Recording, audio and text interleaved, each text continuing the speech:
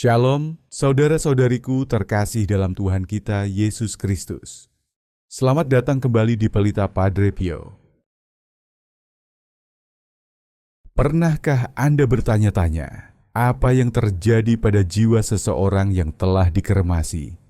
Apakah ada risiko spiritual dalam praktik yang semakin umum ini? Apakah kremasi memengaruhi keselamatan atau istirahat kekal orang yang kita cintai? Ini adalah pertanyaan sulit yang sering kita hadapi, tetapi sedikit yang berani untuk bertanya secara terbuka. Bahkan lebih penting lagi, ketika suara-suara suci seperti Padre Pio memberikan peringatan yang tidak bisa kita abaikan. Saya ingin Anda berhenti sejenak dan benar-benar memikirkan ini. Bagaimana jika keputusan yang kita buat tentang sisa-sisa tubuh kita sebenarnya memiliki konsekuensi spiritual? Bagaimana jika ada hubungan mendalam antara bagaimana kita memperlakukan tubuh setelah kematian dan perjalanan jiwa? Hari ini saya ingin berbagi apa yang diungkapkan oleh Padre Pio, salah satu santo yang paling mistis di zaman ini, mengenai kremasi dan nasib jiwa.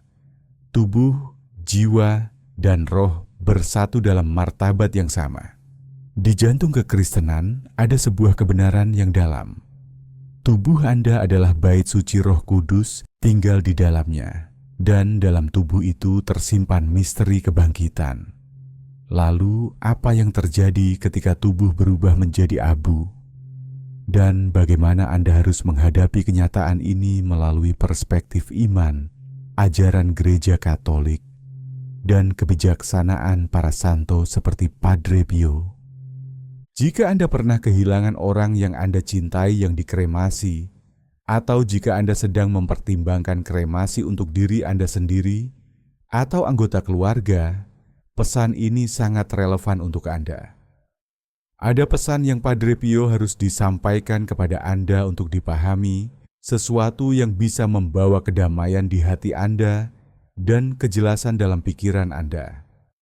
Sebelum Anda lanjut, jika Anda percaya akan kuasa perantaraan Padre Pio, tulis di kolom komentar, Padre Pio, bimbinglah pemahamanku. Tindakan sederhana penuh iman ini akan membuka hati Anda untuk menerima apa yang Roh Kudus ingin ungkapkan hari ini. Apa yang akan saya bagikan ini jarang dibahas sedalam ini, tapi sangat penting untuk dipahami setiap orang percaya. Di akhir video ini, Anda akan memiliki pandangan baru tentang hal ini. Sebuah topik yang sensitif, yang menghormati baik tubuh maupun jiwa dalam rencana ilahi Tuhan. Untuk memahami sudut pandang Padre Pio tentang kremasi, Anda harus terlebih dahulu mengerti bagaimana iman Anda memandang tubuh manusia. Ini bukan sekedar masalah filosofis. Ini adalah dasar untuk semua hal yang akan saya bahas hari ini. Di dunia modern, seringkali Anda menganggap tubuh hanya sebagai sesuatu yang fungsional, sebuah wadah, mesin, atau bahkan beban. Namun dalam ajaran Katolik, tubuh itu suci, berharga, dan tidak tergantikan. Itu bukan sesuatu yang Anda miliki seperti properti. Itu adalah anugerah yang dipercayakan kepada Anda oleh Tuhan sendiri. Rasul Paulus menulis dengan jelas, "Atau tidak tahukah kamu bahwa tubuhmu adalah bait Roh Kudus yang diam di dalam kamu, Roh Kudus yang kamu peroleh dari Allah, dan bahwa kamu bukan milik kamu sendiri?" 1 Korintus bab 6 ayat 19. Ini bukan bahasa kiasan. Ini adalah kebenaran yang sebenarnya. Padre Pio memahami kenyataan ini dengan sangat jelas. Bagi dia, tubuh manusia bukan hanya materi biologis yang akan membusuk tubuh, adalah ruang suci tempat pertemuan antara surga dan bumi. Sebagai seseorang yang menanggung luka Kristus pada tubuhnya, yaitu stigmata, dia mengalami sendiri bagaimana tubuh ikut ambil bagian dalam penebusan dan pengudusan. Salah satu pernyataan paling kuat dari Padre Pio tentang hal ini terjadi saat dia menasihati sebuah keluarga yang sedang berduka. Dia berkata, Jangan pernah lupa kalau tubuh Anda bukan sekedar kulit yang dibuang. Tubuh Anda dikuduskan oleh sakramen, ditandai oleh baptisan, diperkuat oleh krisma, diberi makan oleh ekaristi, dan ditakdirkan untuk kebangkitan. Apa yang telah dihormati oleh Tuhan, Anda juga harus menghormatinya. Ada sebuah kisah yang sangat menyentuh tentang bagaimana Padre Pio merawat jenazah bahkan setelah meninggal. Saat salah satu anak rohaninya meninggal, dia bersikeras untuk mengurus misa pemakaman itu sendiri. Orang-orang yang hadir melihat bagaimana dia memperlakukan jenazah dengan sangat hormat. Betapa lembut dia berdoa bagi jenazah tersebut. Ketika ditanya soal itu, dia hanya menjawab, tubuh itu pernah menjadi tempat tinggal jiwa yang sekarang berdiri di hadapan Tuhan. Tubuh itu sudah dibasuh lewat baptisan, diberi makan dengan tubuh Kristus, dan diurapi dengan minyak suci. Apakah saya tidak menunjukkan rasa hormat yang seharusnya? Rasa hormat itu bukan karena perasaan biasa saja. Padre Pio tahu apa yang sering dilupakan banyak orang. Tubuh bukan sekedar cangkang sementara, tapi bagian penting dari identitas Anda.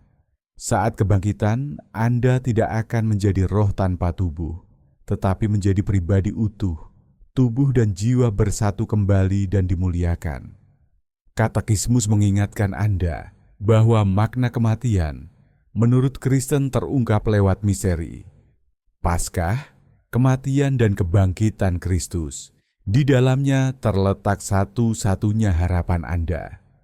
Cara Anda memperlakukan tubuh setelah kematian itu penting karena mencerminkan apa yang benar-benar Anda yakini. Padre Pio pernah berkata kepada seorang ibu yang sedang berduka, tubuh anak Anda sedang tertidur, bukan hancur. Tubuh itu menanti panggilan sang trompet. Apa yang tertidur akan terbangun, apa yang ditabur akan bangkit. Gambaran indah tentang tidur, bukan akhir. Ini membentuk bagaimana dia memandang kematian dan perlakuan terhadap tubuh setelahnya. Jadi sebelum Anda membahas kremasi secara khusus, Anda harus berpegang pada kebenaran ini. Tubuh Anda sangat berarti bagi Tuhan.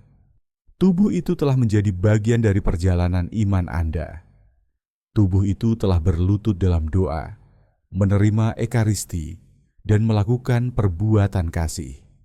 Dan menurut iman Anda, tubuh itu akan bangkit kembali pada hari terakhir, berubah, tapi tetap benar-benar milik Anda. Saat Anda melangkah maju, ingatlah sudut pandang ini.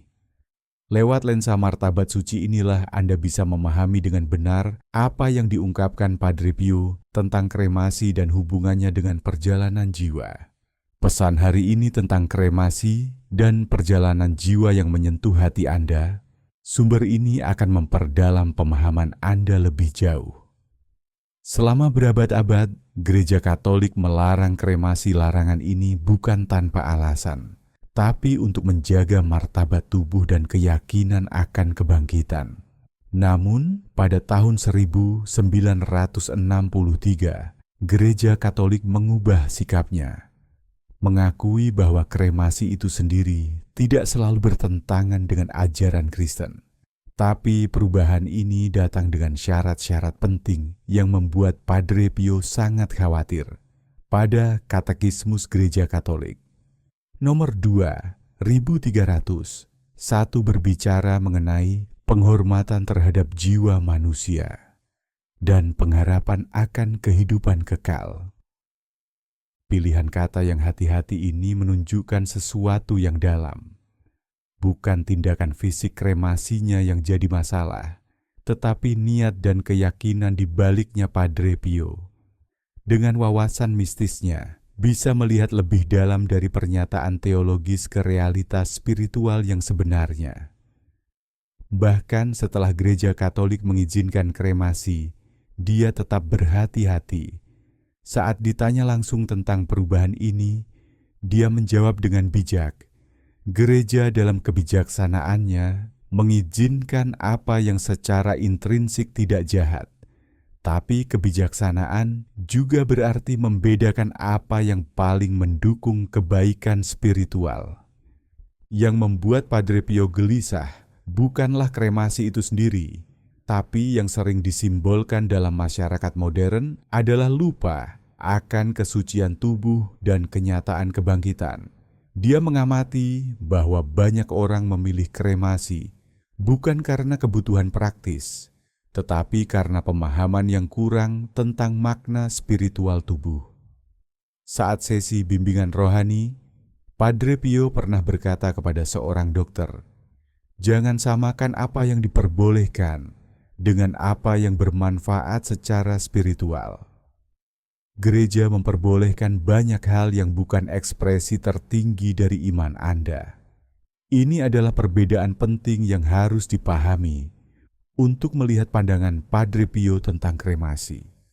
Salah satu pernyataan yang cukup mengena dari Padre Pio yang dibagikan oleh anak-anak rohaninya adalah ketika dia ditanya tentang kremasi.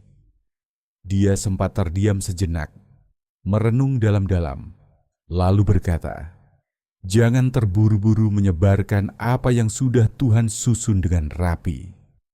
Ada sebuah karya ilahi dalam tubuh manusia yang menunjukkan siapa penciptanya dan takdirnya."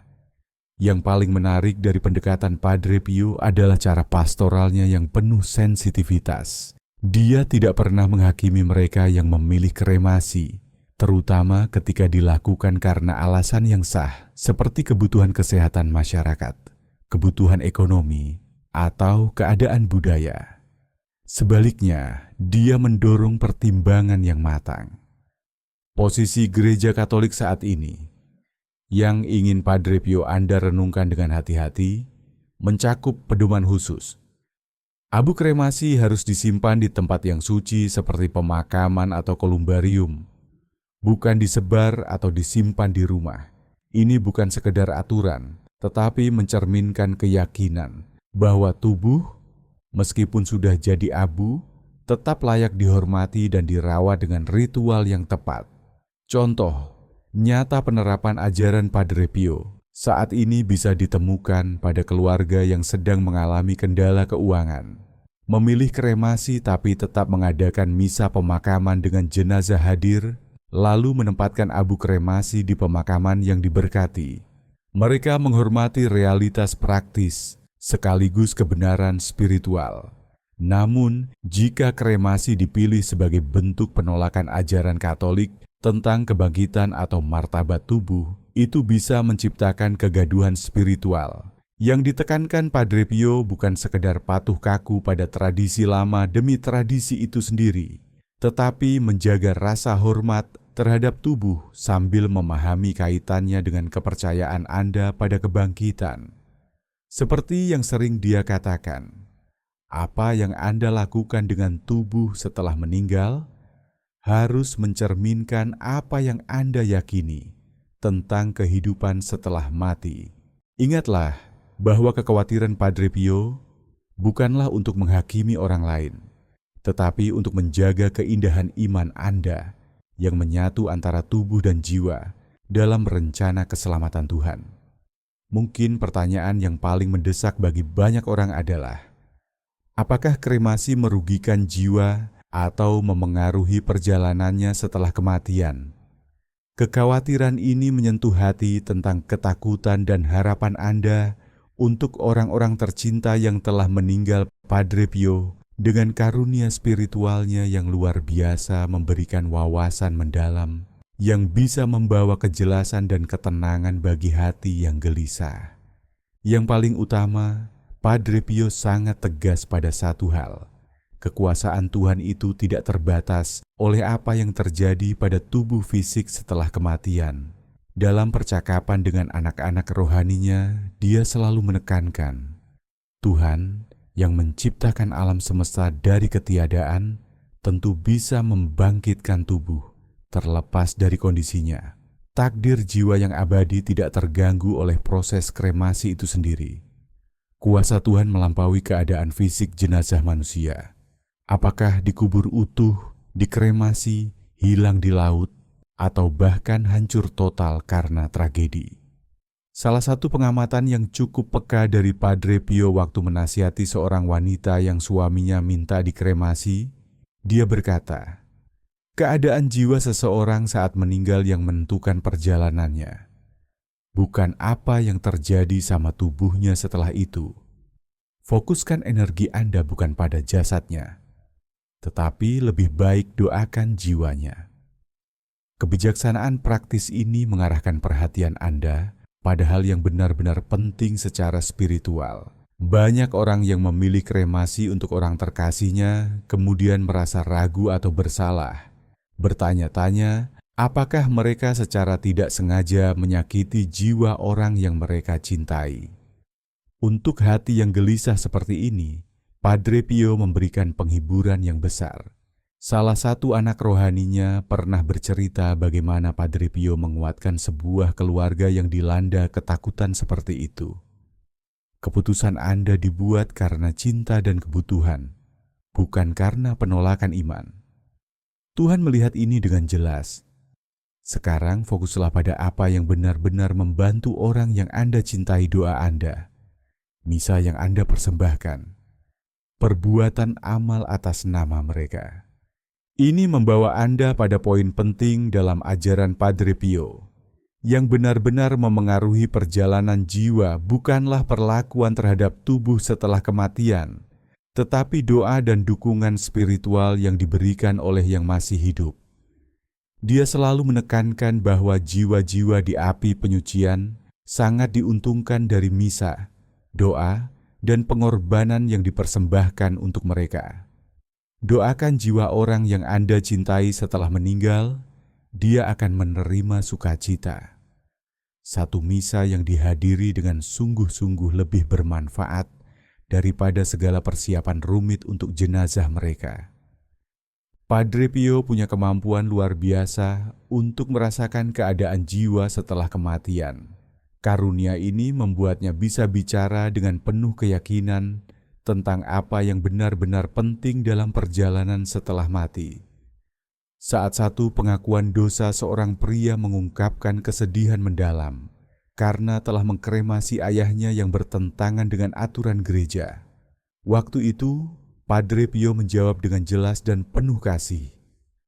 Jiwa ayah Anda tidak terhalang oleh hal ini, tapi dia sangat mengharapkan doa-doa Anda. Lakukan novena, misa untuknya, dan Anda akan melakukan lebih banyak untuk jiwanya daripada sekedar khawatir terus. Implikasi praktis dari wawasan Padre Pio sangat mendalam.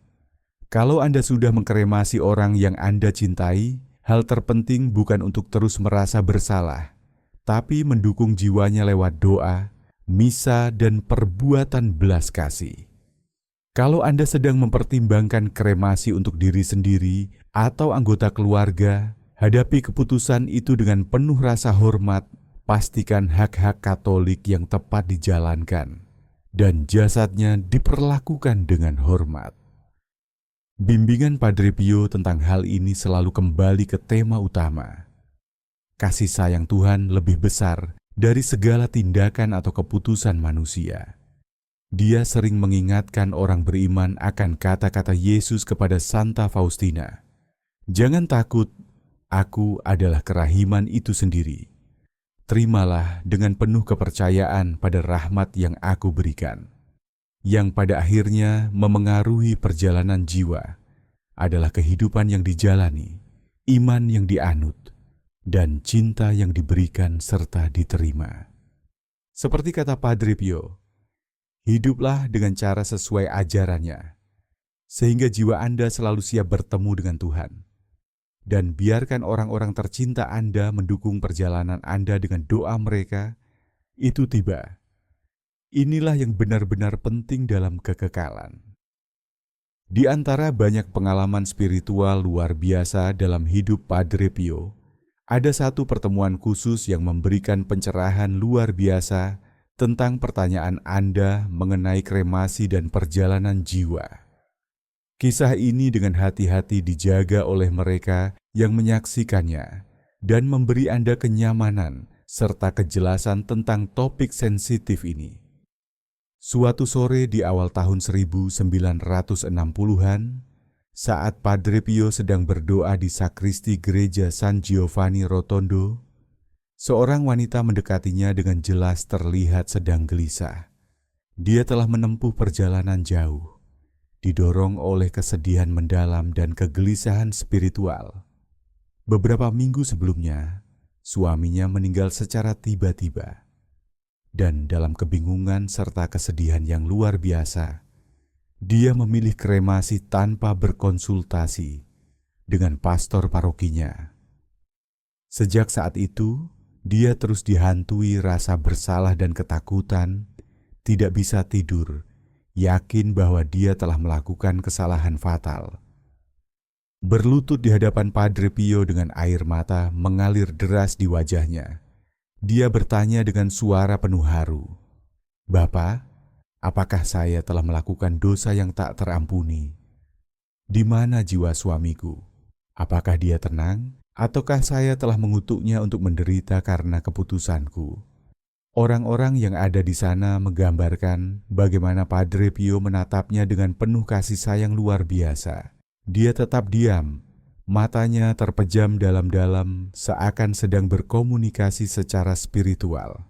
Akhirnya saat dia berbicara, suaranya lembut tapi tegas. "Tuhan melihat hati Anda bertindak karena kesedihan, bukan karena kebencian pada iman jiwa suami Anda tidak hilang, tapi dia butuh doa Anda." Wanita itu mulai menangis semakin deras.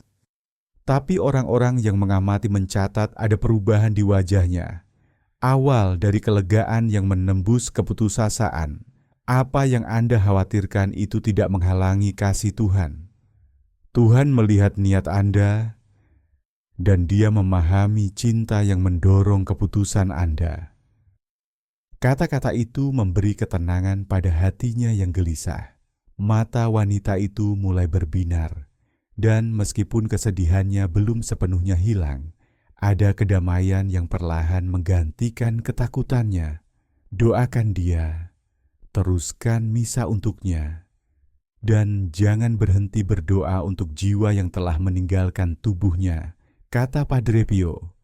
Dengan lembut menambahkan, doa-doa Anda adalah kekuatan yang akan membantu dia dalam perjalanannya. Sejak hari itu, dia setia mengadakan misa di parokinya setiap tanggal 2 November, hari semua jiwa orang beriman.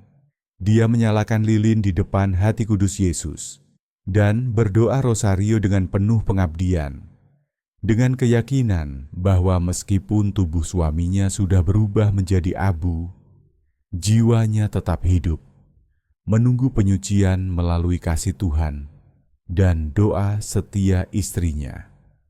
Kisah ini mengungkapkan beberapa wawasan penting dari Padre Pio tentang kremasi dan perjalanan jiwa. Pertama, niat di balik keputusan Anda jauh lebih penting daripada keputusannya sendiri. Wanita itu bertindak karena kesedihan, bukan karena menolak iman. Dan Tuhan memahami perbedaan ini. Kedua, Padre Pio mengkonfirmasi bahwa kremasi tidak menentukan nasib jiwa. Jiwa suaminya berada di api penyucian, bukan karena kremasi, tetapi karena seperti kebanyakan jiwa, dia perlu penyucian sebelum memasuki kehadiran penuh Tuhan. Ketiga, dan yang paling penting, Padre Pio menekankan kekuatan doa untuk orang yang sudah meninggal. Disinilah seharusnya fokus Anda. Bukan pada rasa bersalah atas keputusan masa lalu terkait jenazah, tapi pada mendukung orang yang Anda cintai secara aktif lewat doa, terutama misa ekaristi dan rosario. Bagi Anda yang sedang menghadapi keputusan serupa atau membawa beban keraguan yang sama, pesan Padre Pio tetap jelas.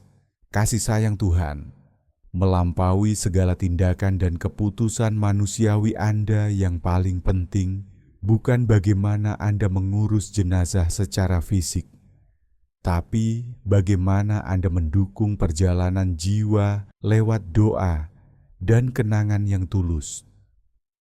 Saat Anda merenungkan pertemuan yang penuh makna ini, pikirkan juga Bagaimana hal ini bisa diterapkan dalam pengalaman Anda sendiri dengan orang-orang tercinta yang telah tiada hadiah terbesar yang bisa Anda berikan kepada mereka? Bukanlah pengurusan pemakaman yang mewah, tapi dukungan spiritual yang konsisten lewat doa, misa, dan perbuatan belas kasih yang dipanjatkan atas nama mereka. Padre Pio akan mengingatkan Anda untuk fokus pada persiapan jiwa Anda, bukan hanya mengatur urusan jasad. Dia sering berkata, siapkan diri Anda untuk bertemu dengan Tuhan setiap hari dalam hidup Anda, dan rincian tentang apa yang terjadi setelah kematian Anda akan menjadi kurang penting. Hiduplah dalam keadaan rahmat, melalui pengakuan dosa secara rutin. Terimalah Ekaristi dengan penuh penghayatan. Berdoalah rosario setiap hari dan lakukan amal. Kebiasaan spiritual ini jauh lebih mempersiapkan Anda untuk keabadian dibandingkan dengan pengaturan pemakaman apapun. Untuk mereka yang bergumul dengan rasa bersalah atas keputusan masa lalu, pesan Padre Pio selalu penuh harapan dan belas kasih. Saat sesi bimbingan rohani, dia bilang ke seseorang yang juga tersiksa karena hal serupa, kasih sayang Tuhan tidak terbatas oleh kesalahan Anda, atau bahkan oleh dosa-dosa Anda. Tawarkan rasa sakit dan penyesalan Anda sebagai doa. Lalu gantikan dengan kepercayaan pada pengertian Tuhan yang tak terbatas. Perubahan dari penyesalan menjadi kepercayaan yang setia ini menghasilkan buah rohani yang kuat. Saat Anda menyelesaikan panduan praktis ini, biarkan kata-kata Padre Pio sendiri membawa kedamaian ke hati Anda. Berdoalah, berharaplah, dan jangan khawatir.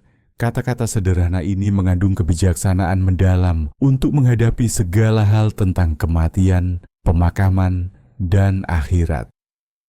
Percayalah pada rahmat Tuhan yang lebih besar daripada keputusan manusia manapun. Berharaplah pada kebangkitan yang menanti Anda. Dan salurkan kepedulian Anda lewat doa, hadiah terbaik yang bisa Anda berikan untuk orang-orang tercinta yang telah tiada. Saat Anda sampai di akhir perjalanan mengeksplorasi pemikiran Padre Pio tentang kremasi dan nasib jiwa, saya ingin berbicara langsung ke hati Anda. Apapun keputusan yang pernah Anda buat di masa lalu, atau apapun pilihan yang ada di depan Anda, ingatlah kebenaran utama ini.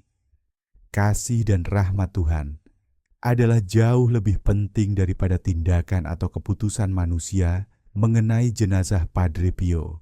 Dengan karunia spiritualnya yang dalam, selalu mengarahkan Anda pada hal yang benar-benar penting. Bukan kondisi tubuh setelah meninggal, tetapi keadaan jiwa di hadapan Tuhan.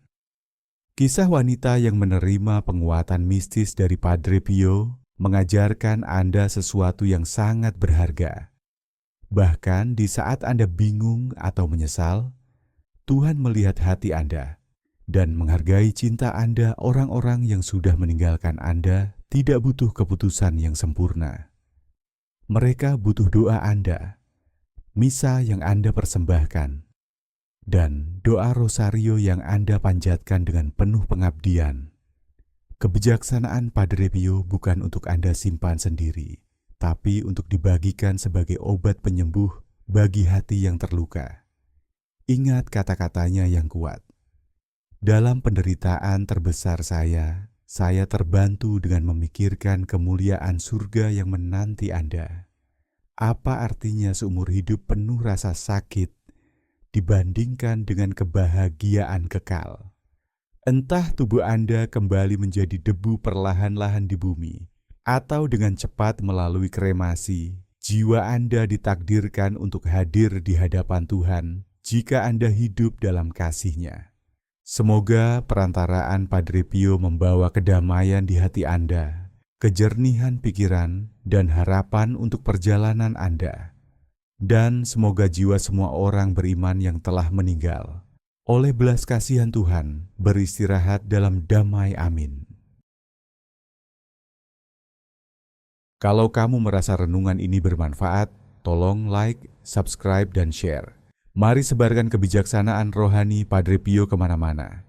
Terima kasih sudah ikut dalam perjalanan iman ini. Semoga doamu kuat, imanmu teguh, dan rosariomu selalu dekat di hatimu. Yesus engkau andalanku. Amin.